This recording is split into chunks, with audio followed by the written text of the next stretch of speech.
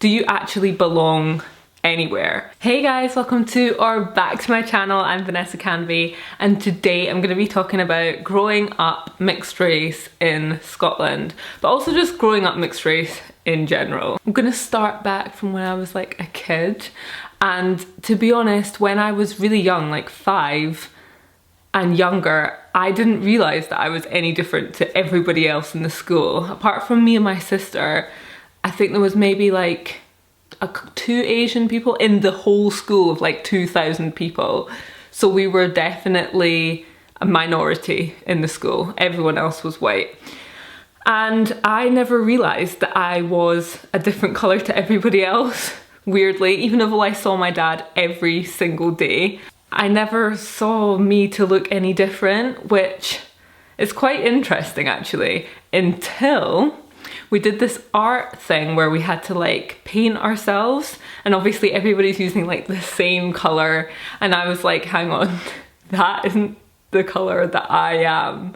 So I remember trying to mix like black and white, because I must have heard that, you know, my dad's black and my mom's white. So I tried to mix it together and it made grey, and I was like, oh my gosh, that's not me either.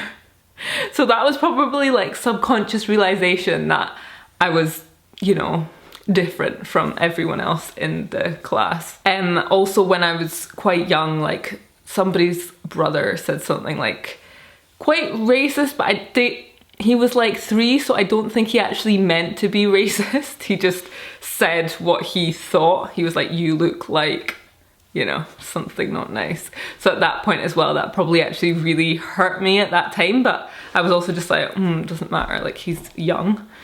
But the fact I still remember it like 20 years later is some sort of an indicator.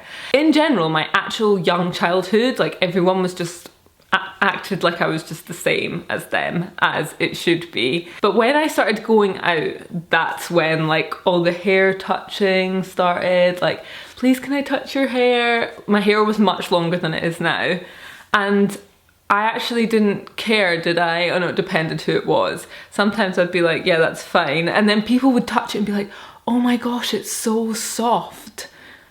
Sorry, what did you expect? Did you expect to touch it in your hand just like about, you know, bleed because it was so hard? Like, but sometimes I'd just be like, no, if it was somebody that looked annoying. But looking back on it, it's like, why do you need to touch my hair? I guess it's just curiosity, but I know that a lot of people have like a real problem with that. Luckily for me, my parents always wanted to take me back to my roots, aka like my dad's side in Ghana. So from the age of 3 I got to go back there, and when I was younger I enjoyed it because I just got to run around and play with the other kids. But as I got older I really loved it. Like I just felt such a connection there. I felt like there was maybe that connection missing in Scotland. So obviously I'm half white, half black, so it's the same, but I grew up in Scotland. Yeah, so I would say there is that sort of like missing piece. I really enjoy being in Ghana, being around Ghanaians. I really like the mentality of Ghanaians. It's really like relaxed, straight to the point, which is what I love. Not like beating around the bush about things. So yeah, I love that, going to Ghana. But in Scotland, when I got to about 15, I made one of my best friends, and she is mixed race, and I met like a mixed race guy, and I made a group of basically mixed race people in Scotland, and we all hung about together. We used to go clubbing together to like the Black Club, and I think I was probably really just trying to like connect to that side of me, because in Scotland it is very white, and I never had that connection in Scotland. So I think when I got to like the sort of age where I was really trying to like discover myself, I was just like desperate to connect to that side of me. This obviously wasn't like, at the time I wasn't thinking I'm desperate to connect.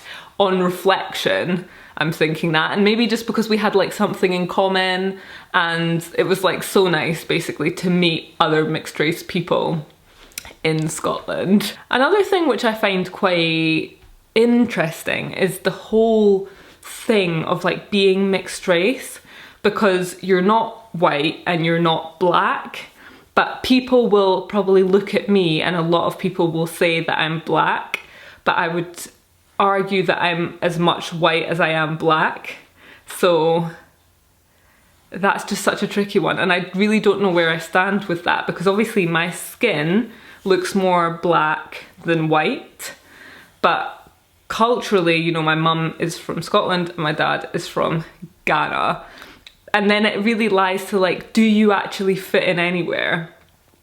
Because obviously in Scotland, and talking from like a sense of belonging, do you actually belong anywhere? In Scotland, do I feel like I belong? Probably actually not. And in Ghana, do I feel like I belong? I probably actually feel like I belong more there. But that is just a personal sense of belonging. Any other mixed race people out there? Do you get what I mean, basically? Do you get that whole sense of belonging thing, or potentially not belonging? Because like in Scotland, for example, if I'm looking at like events and stuff like that on Instagram, I'm like, okay, everyone there is white. Like a lot of the time, everyone is white. And it can give me like a slight subconscious, like weird feeling of maybe I don't belong there, or like, you know, maybe they don't want me there because of such and such, which is ridiculous.